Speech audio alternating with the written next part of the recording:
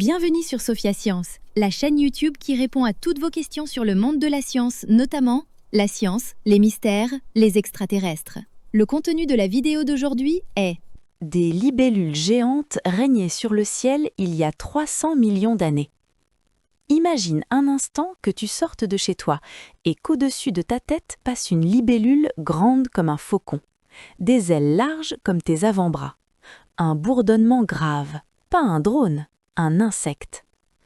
Ça peut sembler tout droit sorti d'un film de science-fiction, et pourtant, la Terre a déjà connu ce genre de créature. Il y a environ 300 millions d'années, notre planète ne ressemblait pas du tout à celle d'aujourd'hui.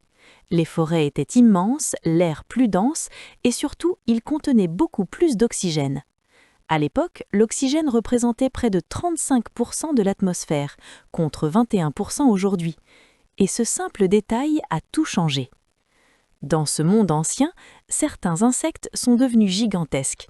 Les libellules, par exemple, pouvaient atteindre 76 cm d'envergure, autrement dit, presque la taille d'un rapace moderne.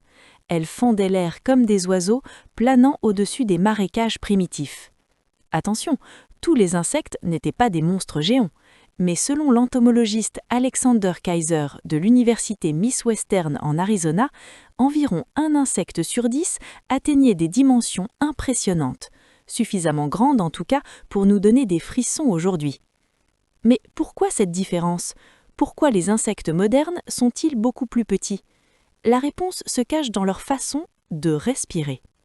Contrairement à nous, les insectes n'ont pas de poumons. Ils respirent grâce à un réseau de petits tuyaux appelés trachées qui parcourent tout leur corps.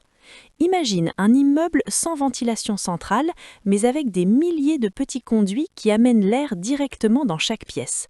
Voilà comment fonctionne un insecte.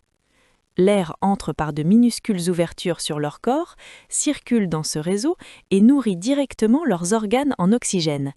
C'est efficace, mais seulement jusqu'à une certaine taille. Pour comprendre cette limite, Kaiser et son équipe ont étudié 4 espèces de coléoptères, allant du minuscule insecte de 2,5 mm jusqu'à un coléoptère de presque 4 cm.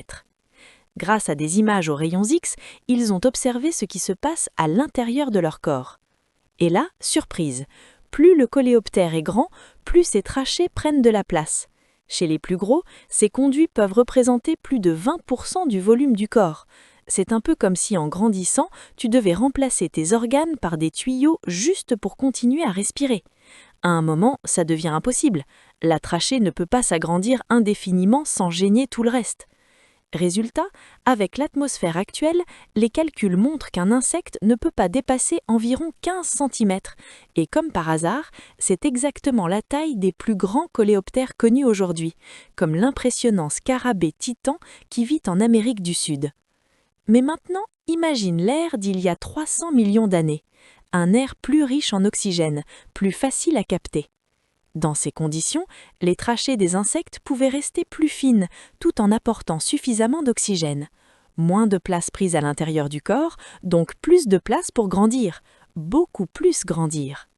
C'est ainsi que la Terre a pu héberger pendant un temps des insectes géants dignes de nos pires cauchemars ou de notre fascination la plus totale. Heureusement pour nous, le taux d'oxygène a baissé, et avec lui, les insectes sont redevenus à une taille raisonnable. Mais la prochaine fois que tu verras une petite libellule voler près d'un étang, souviens-toi, elle est la descendante miniature d'un ancien géant du ciel. Laissez vos questions dans les commentaires ci-dessous et Sophia Science fera de son mieux pour y répondre. Merci d'avoir regardé et à la prochaine!